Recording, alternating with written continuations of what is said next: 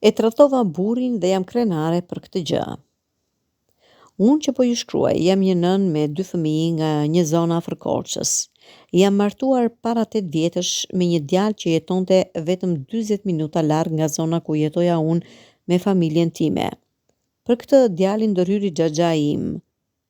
Pretendenti, që më pas u bë burri im, jetonte prej disa vitesh në Greqi bashkë me vëllain e tij. Prindrit e mi jetonin në Itali dhe unë jetoja bashkë me gjyshen, por kur u fejova, ata erdhën e ndenjën disa muaj, derisa u martova unë, pastaj ikën përsëri te vëllai im sepse jetonin me atë. Gjatë kohës që isha i fejuari im vinte shpesh nga Greqia dhe më trajtonte mirë, por unë nuk isha shumë e entuziazmuar prej kësaj fejese, e kisha marrë më tepër si diçka që duhet të bëja sa për syefaqe, sepse më kishte kaluar koha për t'u martuar. Të paktën kështu e mendonin prindrit dhe fisi im, sepse unë as që kisha ndërmend të martohesha. Djali ishte simpatik, e tërheqës dhe kjo gjë më pëlqente, edhe pse në mendjen time nuk ishte rëndësishme që ai të ishte patjetër i bukur, por më thoshte gjithmonë që burri do t'i ketë patjetër autoritet dhe të jetë i pashëm, që të ketë lezet kur të hyjë në derë. Pasi u martova, ngela menjëherë shtatzan me vajzën e parë. Në atë kohë isha akoma në Shqipëri. Erdhi edhe bashkëshorti nga jashtë dhe ndenjëm rreth një muaj bashk. Unë ndenja me vjerën dhe vjerin për më shumë se një vit. Ajo kohë ka qenë relativisht e qetë. Vjera im ishte e dashur, por shumë lajkatare dhe shumë dinake. Unë i vija pas avazit dhe ajo kënaqej me këtë fakt. Mjaftonte kjo gjë për të mos pasur konflikte në familje. Nuk më kushtonte asgjë që t'i bëja qeftin asaj, se sa kisha ndenjur nuk do të rija me të. Vajza më ishte bërë gati 1 vjeçe kur bashkëshorti erdhi në verë për të na marrë të dyjave. Ikëm në Greqi, të tre, dhe rruga ishte shumë e gjatë. Ai jetonte në një zonë shumë të bukur turistike në Greqi. Ishte mrekullia vet.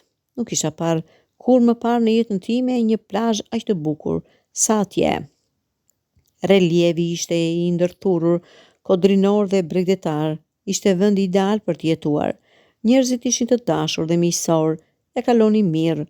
Burri më kishte premtuar se do të më fuste në kurs për të marrë patentën dhe se do të më blinte makinë, por atë vit ngela shtatzën me vajzën e dytë dhe nuk e bëra dot kursin e patentës. Unë nuk punoja, por rija në shtëpi, ku risja 2 vajzat derisa ato të bëheshin për të shkuar në kopshtë. Kur ato u rritën dhe kishin moshën e duhur për në kopësht, unë pak a shumë e kisha mësuar gjuhën dhe isha orientuar me vendin, ndaj isha në gjendje të kërkoja për punë. Bëra kursin e patentës dhe mora pa problem, se kisha bërë guida bashkë me burrin.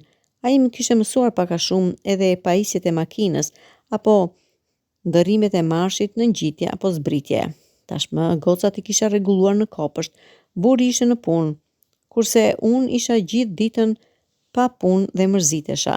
Isa kërkimet për punë dhe gjeta në një lokal, por duhet të punoja natën. I thash burrit dhe ai pranoi. Fillova punë dhe isha e kënaqur edhe me rrogën që merja. Gjatë darkës, vajzat i çoja te kunata që më mbante derisa të dilte burri nga puna. Ai lokal ku unë punoja ishte me muzikë live, afërsisht si buzuk.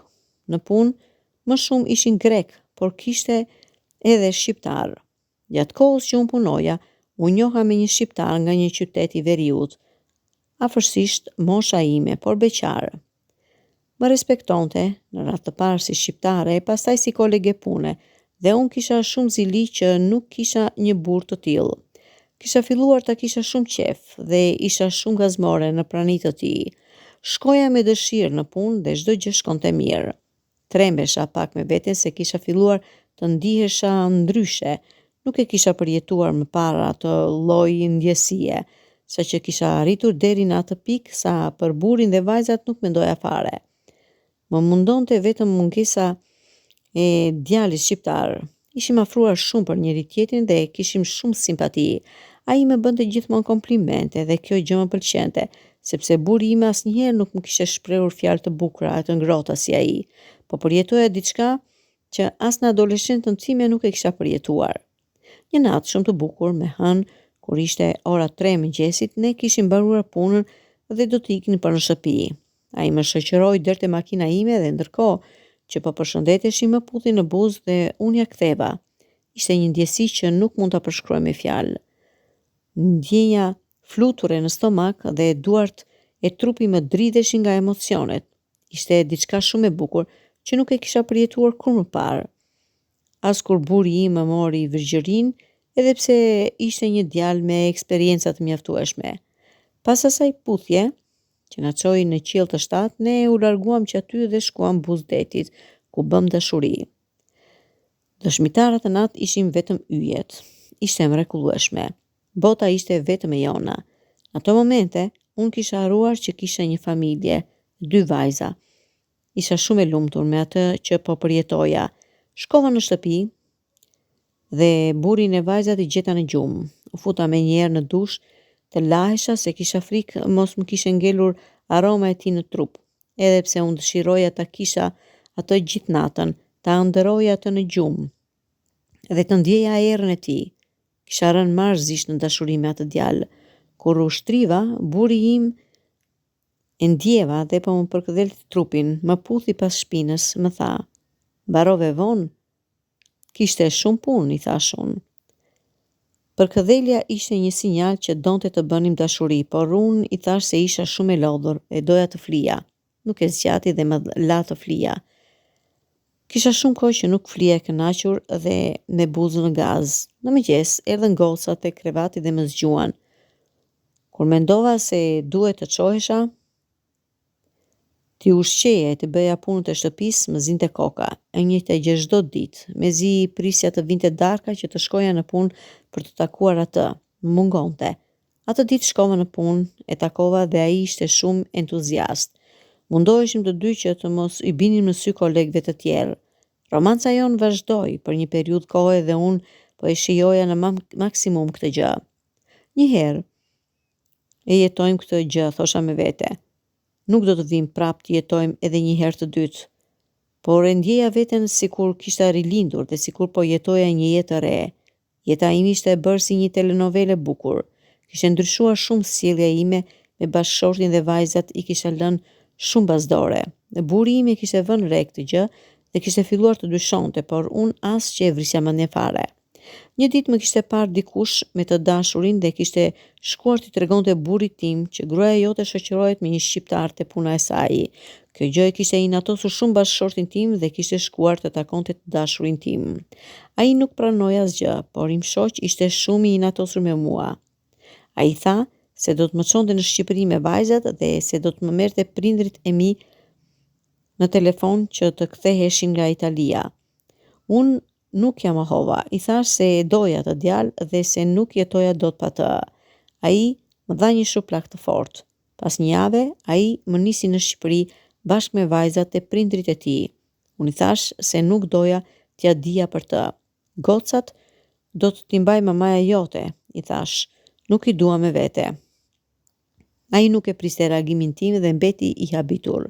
Kur shkova te vjera ime, ajo ndryshoi gjithë situatën, sepse nuk pranoi që t'i riste gocat, por unë e kisha marrë vendimin tim dhe isha shumë e vendosur në atë që do të bëja. Kjo gjë e friksonte shumë vjerën time.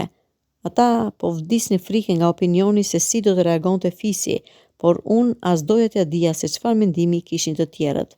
Me erdhi buri nga Greqia dhe vjera ja mbushi mendjen djalit të saj që mos të më ndante, duke e bindur sikur nuk ishte ndodhur asgjë.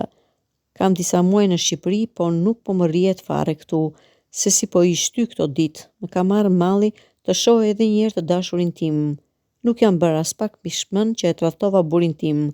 Të paktën një gjë në jetë e bëra siç doja unë, sepse të gjitha gjërat e tjera i kam bërë për hir të familjes sime, të burrit dhe të vajzave të mia.